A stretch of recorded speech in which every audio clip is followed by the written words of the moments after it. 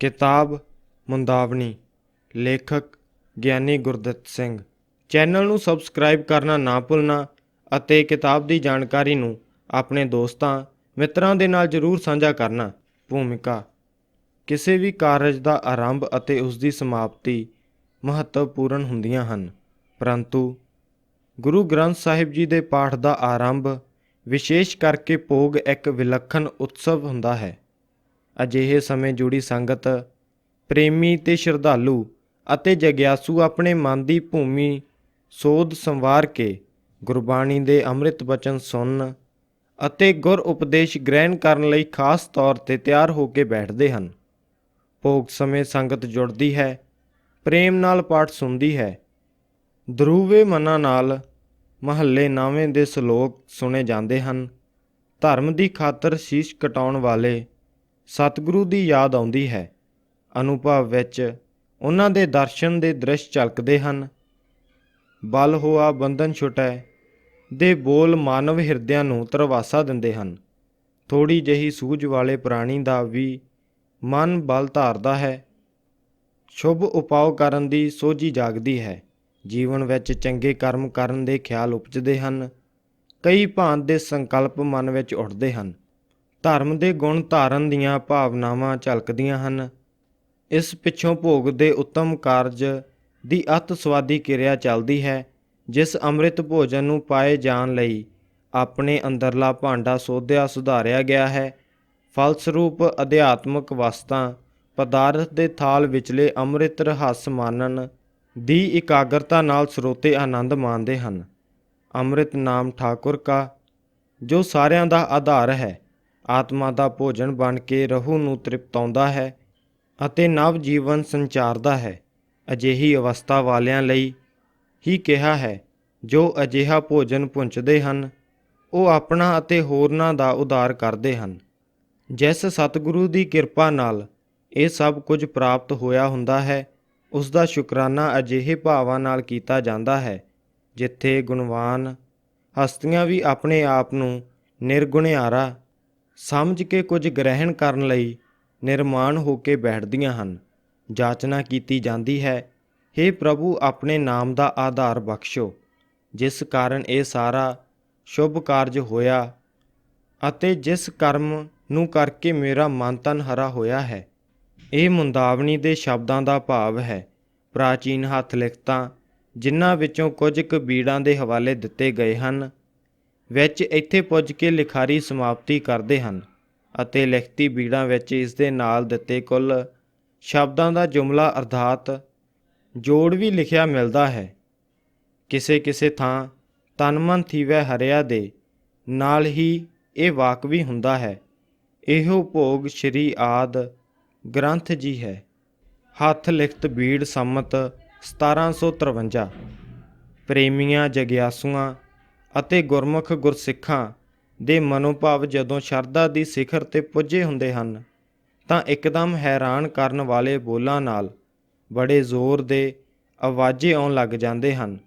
ਪ੍ਰਥਮ ਰਾਗ ਭੈਰੋ ਵਹਿ ਕਰਹੀ, ਪੰਚ ਰਾਗਨੀ ਸੰਗ ਉਚਰਹੀ।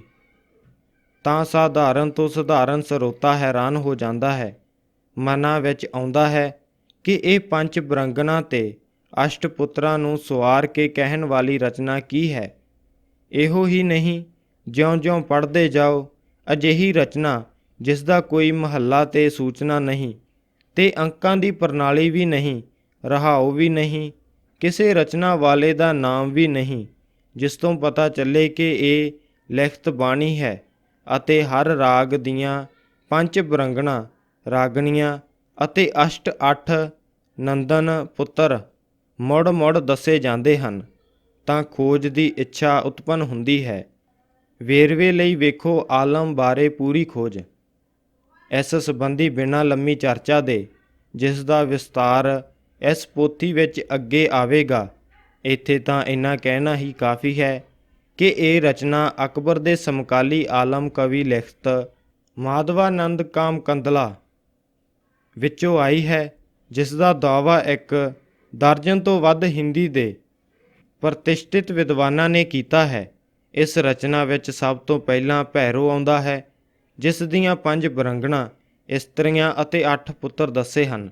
ਬਰੰਗਣਾ, ਭੈਰਵੀ, ਬਿਲਾਵਲੀ, ਪੁਨਿਆਕੀ, ਬੰਗਾਲੀ ਅਤੇ ਅਸਲੇਖੀ ਪੁੱਤਰ। ਪੰਚਮ, ਹਰਖ, ਦਿਸਾਖ, ਬੰਗਾਲਮ, ਮਧੂ, ਮਾਧਵ, ਲਲਿਤ ਅਤੇ ਬਿਲਾਵਲ। ਖਸ਼ਟ ਰਾਗ ਉਨ ਗਾਏ, ਸੰਗ ਰਾਗਨੀ ਤੀਸ। ਸਾਰੇ ਰਾਗਾਂ ਦੇ ਪੁੱਤਰਾਂ ਅਤੇ ਰਾਗਣੀਆਂ ਦਾ ਕੁੱਲ ਜੋੜ 18 ਅਤੇ 10 20 ਅਰਥ 48 ਬਣ ਜਾਂਦਾ ਹੈ। ਵੱਡਾ ਜੋੜ 6 ਰਾਗ 30 ਰਾਗਣੀਆਂ, ਹਰ ਰਾਗ ਦੀਆਂ 5 ਬਰੰਗਣਾ ਅਤੇ 48 ਪੁੱਤਰ, 8 ਪੁੱਤਰ ਹਰ ਰਾਗ ਦੇ 58 ਹੋ ਜਾਂਦਾ ਹੈ। ਇਹ ਰਾਗਾਂ ਦਾ ਵੱਡਾ ਪਰਿਵਾਰ ਸ੍ਰੀ ਗੁਰੂ ਗ੍ਰੰਥ ਸਾਹਿਬ ਜੀ ਦੇ ਅੰਤ ਵਿੱਚ ਕਿਵੇਂ ਆ ਬੈਠਾ। ਗੁਰੂ ਗ੍ਰੰਥ ਸਾਹਿਬ ਜੀ ਦੀ ਬਾਣੀ 31 ਰਾਗਾਂ ਵਿੱਚ ਹੈ, ਜਿਨ੍ਹਾਂ ਵਿੱਚ ਰਾਗਣੀ ਕੋਈ ਨਹੀਂ। ਗੁਰੂ ਜੀ ਨੇ ਸਾਰੇ ਹੀ ਰਾਗ ਮੰਨੇ ਹਨ। ਰਾਗ ਮਾਲਾ ਵਾਲੇ ਰਾਗ ਕਿਸਨੇ ਅਤੇ ਕਿੱਥੇ ਗਾਏ। ਗਾਉਣ ਵਾਲੀ ਦਾ ਹਵਾਲਾ ਇਹਨਾਂ ਛੰਦਾਂ ਵਿੱਚ ਇੱਕ ਥਾਂ ਆਉਂਦਾ ਹੈ। ਗਾਵੈ ਗਾਇਨ ਪਾਤਰ। ਖੋਜਣ ਤੋਂ ਪ੍ਰਸੰਗ ਇਹ ਲੱਭਦਾ ਹੈ ਕਿ ਇੱਕ ਗਾਉਣ ਵਾਲੀ ਪਾਤਰਾ ਨੇ ਇਹਨਾਂ ਰਾਗਾਂ ਨੂੰ ਇੱਕ ਰਾਜ ਦਰਬਾਰ ਵਿੱਚ ਗਾਇਆ। ਇਸ ਦਾ ਵਰਣਨ ਮੂਲ ਪੋਥੀ ਵਿੱਚ ਇਸ ਤਰ੍ਹਾਂ ਹੁੰਦਾ ਹੈ। ਪਾਤਰ ਸੁਣੀ ਕਾਮ ਕੰਦਲਾ, ਤਹਿ ਪਰ ਵਸੈ ਚੰਦ ਕੀ ਕਲਾ। ਇਹ ਰਚਨਾ ਵਿੱਚ ਆ ਰਹੇ ਉਪਨਾਮ ਹੋਰ ਵੀ ਹੈਰਾਨ ਕਰ ਦਿੰਦੇ ਹਨ। ਇਹ ਉਪਨਾਮ ਪੁਨਵੈ, ਪੁਨਗਾਏ, ਉਨਗਾਏ ਪਾਠਕਾਂ ਦੀ ਸੁਰਤ ਨੂੰ ਕਿਸੇ ਹੋਰ ਦੇਸ਼ ਵਿੱਚ ਲੈ ਜਾਂਦੇ ਹਨ, ਜਿੱਥੇ ਇਹਨਾਂ ਰਾਗ ਰਾਗਣੀਆਂ ਦਾ ਗਾਇਨ ਕਰਨ ਦਾ ਪ੍ਰਸੰਗ ਬਣਦਾ ਹੈ। ਜੇ ਇਸ ਰਚਨਾ ਦਾ ਗੁਰੂ ਘਰ ਨਾਲ ਕਿਸੇ ਭਾਂਤ ਦਾ ਸੰਬੰਧ ਹੁੰਦਾ ਤਾਂ ਘੱਟੋ ਘੱਟ ਜਿਨ੍ਹਾਂ ਰਾਗਾਂ ਵਿੱਚ ਸ੍ਰੀ ਗੁਰੂ ਗ੍ਰੰਥ ਸਾਹਿਬ ਜੀ ਦੀ ਬਾਣੀ ਰਚੀ ਗਈ ਹੈ, ਉਹਨਾਂ ਸਭ ਰਾਗਾਂ ਦਾ ਨਾਂ ਜ਼ਰੂਰ ਆਉਂਦਾ, ਪਰ ਅਜਿਹਾ ਹੈ ਨਹੀਂ। ਪ੍ਰਸ਼ਨ ਉੱਠਦਾ ਹੈ ਕਿ ਉਹਨਾਂ ਸਭ ਵਿੱਚੋਂ ਹੇਠ ਲਿਖੇ 9 ਰਾਗਾਂ ਦਾ ਨਾਮ ਕਿਉਂ ਨਹੀਂ ਆਇਆ। ਮਾਝ, ਬਿਹਾਗੜਾ, ਵਡਹੰਸ, ਜੈਤਸਰੀ, ਰਾਮਕਲੀ, ਮਾਲੀ ਗੌੜਾ, ਤੁਖਾਰੀ, ਪ੍ਰਭਾਤੀ, ਜੈਜਾਵੰਤੀ। ਜਦੋਂ ਕੋਈ ਰਾਗ ਦੀ ਸਮਝ ਵਾਲਾ ਸਰੋਤਾ ਸੁਣ ਰਿਹਾ ਹੋਵੇ ਤਾਂ ਉਸ ਦੀ ਸੁਰਤ ਭੋਗ ਦੀ ਬਾਣੀ ਦੇ ਰਸਮਈ ਅਨੁਭਵ ਪਿੱਛੋਂ ਪ੍ਰਥਮ ਰਾਗ ਭੈਰੋ ਵਹਿ ਕਰਹੀ ਸੁਣ ਕੇ ਚਕਰਿਤ ਰਹਿ ਜਾਂਦੀ ਹੈ ਕਿ ਕੀ ਅੱਗੇ ਕੋਈ ਭਿੰਨ ਰਚਨਾ ਰਚੀ ਜਾ ਰਹੀ ਹੈ। ਜੇ ਇਹ ਰਚਨਾ ਗੁਰੂ ਘਰ ਦੀ ਵਸਤ ਹੁੰਦੀ ਤੇ ਕੋਈ ਨਵਾਂ ਸੰਬੰਧਿਤ ਭਾਗ ਲਿਖਿਆ ਜਾ ਰਿਹਾ ਹੁੰਦਾ, ਤਦ ਉਸ ਦਾ ਕੋਈ ਨਿਸ਼ਾਨ ਜਾਂ ਮੇਲ ਵਾਲੀ ਗੱਲ ਹੁੰਦੀ। ਸ੍ਰੀ ਗੁਰੂ ਗ੍ਰੰਥ ਸਾਹਿਬ ਜੀ ਦਾ ਆਰੰਭ ਸ੍ਰੀ ਰਾਗ ਤੋਂ ਹੈ ਅਤੇ ਉਸ ਨੂੰ ਰਾਗਣ ਮੈਂ ਸ੍ਰੀ ਰਾਗ ਕਹਿ ਕੇ ਮਹੱਤਤਾ ਵੀ ਦਿੱਤੀ ਗਈ ਹੈ, ਪਰ ਇਹ ਨਵੀਂ ਰਚਨਾ ਪ੍ਰਥਮ ਰਾਗ ਭੈਰੋ ਵਹਿ ਦੱਸਦੀ ਹੈ। ਜੋ ਭੈਰੋ ਰਾਗ ਸ੍ਰੀ ਗੁਰੂ ਗ੍ਰੰਥ ਸਾਹਿਬ ਜੀ ਦੇ ਆਰੰਭ ਵਿੱਚ ਹੁੰਦਾ ਤਾਂ ਕਹਿ ਸਕਦਾ ਕਿ ਇਹ ਕੁਝ ਸਾਰਥਕ ਸੰਕੇਤ ਹੈ ਕਿ ਸ੍ਰੀ ਗੁਰੂ ਗ੍ਰੰਥ ਸਾਹਿਬ ਜੀ ਦੇ ਰਾਗਾਂ ਨੂੰ ਇੱਥੋਂ ਭੈਰੋ ਰਾਗ ਤੋਂ ਲਿਖਣਾ ਆਰੰਭਿਆ ਗਿਆ ਸੀ। ਅਜਿਹੀ ਅਣਜੋੜ ਰਚਨਾ ਨਾਲ ਸ੍ਰੀ ਗੁਰੂ ਗ੍ਰੰਥ ਸਾਹਿਬ ਜੀ ਦਾ ਕੋਈ ਸੰਬੰਧ ਨਹੀਂ। ਇਸ ਪੱਖੋਂ ਬਹੁਤ ਵੱਡਾ ਅਜੋੜ ਉਦੋਂ ਪ੍ਰਗਟ ਹੁੰਦਾ ਹੈ ਜਦੋਂ ਇਹ ਰਚਨਾ 18 10 20 48 ਰਾਗਾਂ ਦੀ ਨਾਮਾਵਲੀ ਦਾ ਜੋੜ ਪਹਿਲਾਂ ਦੱਸਦੀ ਹੈ। ਸ੍ਰੀ ਗੁਰੂ ਗ੍ਰੰਥ ਸਾਹਿਬ ਜੀ ਦੇ ਰਾਗਾਂ ਦੀ ਗਿਣਤੀ ਪਹਿਲਾਂ 30 ਸੀ। ਜੈਜਾਵੰਤੀ ਰਾਗ ਮਿਲਾ ਕੇ 31 ਹੋਈ ਹੈ। ਪਾਤਰਾ ਸ਼ਬਦ ਇੱਥੇ ਕਿਸ ਲਈ ਵਰਤਿਆ ਗਿਆ ਹੈ, ਇਸ ਦਾ ਭੇਦ ਉਦੋਂ ਖੁੱਲ੍ਹਦਾ ਹੈ ਜਦੋਂ ਮਾਧਵਾ ਨਲ ਕਾਮ ਕੰਦਲਾ ਰਚਨਾ ਦੇ ਪਾਠ ਦਾ ਮੂਲ ਖੋਜਿਆ ਜਾਵੇ। ਉਹ ਮੂਲ ਹੈ ਕਵੀ ਆਲਮ ਕ੍ਰਿਤ ਮਾਧਵਾ ਨਲ ਗ੍ਰੰਥ, ਜਿਸ ਵਿੱਚ ਇੱਕ ਰਾਗ ਦਰਬਾਰ ਵਿੱਚ ਗਾਏ ਜਾਣ ਵਾਲੀ ਗਾਇਕਾ ਨੂੰ ਪਾਤਰ ਕਿਹਾ ਗਿਆ ਹੈ। ਚੂਕੇ ਪਾਇਨ ਤਾਲ ਤੇ ਪਾਤਰ ਦੋਸ਼ ਨਾ ਚਾਹੇ। ਇਹ ਰਚਨਾ ਸ੍ਰੀ ਗੁਰੂ ਗ੍ਰੰਥ ਸਾਹਿਬ ਵਿੱਚ ਕਿਵੇਂ ਆਈ, ਕਿਸਨੇ ਲਿਆਂਦੀ ਅਤੇ ਇਸ ਬਾਰੇ ਸਿੱਖ ਸਾਹਿਤ ਵਿੱਚ ਉੱਪਰ ਦੱਸੇ ਮਸਲੇ ਕਿਵੇਂ ਪੈਦਾ ਹੋਏ ਅਤੇ ਕਿਵੇਂ ਖੁੱਲ੍ਹੇ। ਇਸ ਹੱਥ ਵਿਚਲੀ ਪੋਥੀ ਦੀ ਰਚਨਾ ਇਹ ਦੱਸਣ ਲਈ ਕੀਤੀ ਗਈ ਹੈ। ਇਹ ਰਾਗਮਾਲਾ ਦਾ ਕਰਤਾ ਕਵੀ ਆਲਮ ਸ੍ਰੀ ਗੁਰੂ ਗ੍ਰੰਥ ਸਾਹਿਬ ਜੀ ਦੀ ਬੀੜ ਵੱਜਣ ਤੋਂ ਕਈ ਸਾਲ ਪਹਿਲਾਂ ਹੋਇਆ ਸੀ। ਉਹ ਕਵੀ ਅਕਬਰ ਬਾਦਸ਼ਾਹ ਦਾ ਸਮਕਾਲੀ ਸੀ।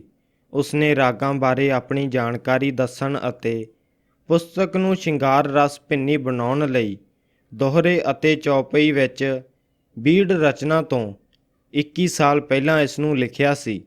ਜਿਨ੍ਹਾਂ ਗ੍ਰੰਥਾਂ ਵਿੱਚ ਇਹ ਲਿਖਤ ਆਲਮ ਦੇ ਨਾਮ ਹੇਠ ਆਉਂਦੀ ਹੈ 63 ਅੰਕ ਤੋਂ 72 ਅੰਕ ਵੀ ਨਾਲ ਲਿਖੇ ਹੋਏ ਹਨ। ਸਾਡੇ ਪੁਰਾਤਨ ਵਿਦਵਾਨ ਜਿਨ੍ਹਾਂ ਨੇ ਗੁਰਬਾਣੀ ਦੀਆਂ ਉਥਾਨਕਾਂ ਲਿਖੀਆਂ ਹਨ ਦੱਸਦੇ ਹਨ ਇਹ ਆਲਮ ਕਵੀ ਨੇ माधवा नल के गायन का ग्रंथ बनाया है। उसमें एक लिख दई है ऊहा ते ईहा लिख दई है। गुरु ग्रंथ साहिब जी दे प्रयाज अते कोश शान पन्ना 38 ਗਿਆਨੀ ਗੁਰਦਿੱਤ ਸਿੰਘ। ਚੈਨਲ ਨੂੰ ਸਬਸਕ੍ਰਾਈਬ ਕਰਨਾ ਨਾ ਭੁੱਲਣਾ ਅਤੇ ਕਿਤਾਬ ਦੀ ਜਾਣਕਾਰੀ ਨੂੰ ਆਪਣੇ ਦੋਸਤਾਂ ਮਿੱਤਰਾਂ ਦੇ ਨਾਲ ਜ਼ਰੂਰ ਸਾਂਝਾ ਕਰਨਾ। ਧੰਨਵਾਦ।